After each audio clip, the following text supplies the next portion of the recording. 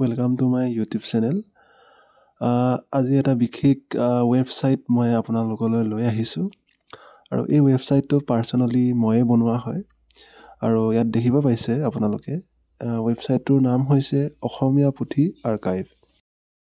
এই ৱেবছাইটটো বিশেষকৈ সাহিত্যিক প্ৰেমীসকলৰ বাবে বনোৱা হৈছে, যিসকলে অসমীয়া গল্প, কবিতা, আলোচনী, উপন্যাস আদি পঢ়ি ভাল পায়, তেওঁলোকৰ বাবে এই ৱেবছাইটটো বনোৱা হৈছে। এই ৱেবছাইটটোত আপোনালোকে ২৭০০ৰো ওপৰৰ কিতাপ পোৱা যাব। ইয়াত মুঠতে বহুতো কিতাপ আছে বুলি মই ক'ম, কাৰণ ২৭০০ কিতাপ ধেমালি নহয়। হয়, কিছুমান কিতাপ ইয়াত পোৱা নাযাবও পাৰে, কিন্তু ভালেখিনি কিতাপ ইয়াত পোৱা যাব। ইয়াত আপুনি চাৰ্চ কৰিব পাৰে নামটো, যাৰ কিতাপ লাগে, আৰু মই বেছিকৈ ছাজেষ্ট কৰিম যে আপোনালোক আথৰজনৰ লেখকজনৰ নামৰ দ্বাৰা ইয়াত চাৰ্চ কৰিব, তেতিয়া সুবিধা হ'ব। আৰু ইয়াত চাৰ্চ কৰোঁতে অসমীয়াত অসমীয়াত নহয়, ইংলিছত চাৰ্চ কৰিব। মানে অসমীয়াই হয়, বাট ইংলিছত টাইপ কৰিব কৈছোঁ কথাটো।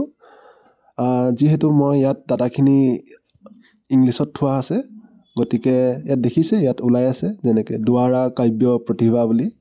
চ' এনেকৈ ধৰণে ইংলিছত লিখা থাকিব, আপোনালোকে এনেকৈ চাৰ্চ কৰিব লাগিব। কিতাপৰ নামটো চাৰ্চ কৰি আপোনালোকে কিতাপ বা লেখকৰ নামটো চাৰ্চ কৰি যোনখন লাগে সেইখনত PDF বুলি থাকিব অপশ্যন।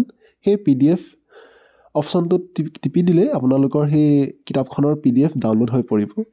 আৰু মই ভাবোঁ এই ৱেবছাইটটো আপোনালোকৰ বাবে খুবেই ভাল হ'ব, বহুত সহায়ক হ'ব, কিয়নো আমি গুগলত চাৰ্চ কৰি কিতাপবোৰ বেছিভাগেই পোৱা নাযায়, পোৱা যায় কিছুমান।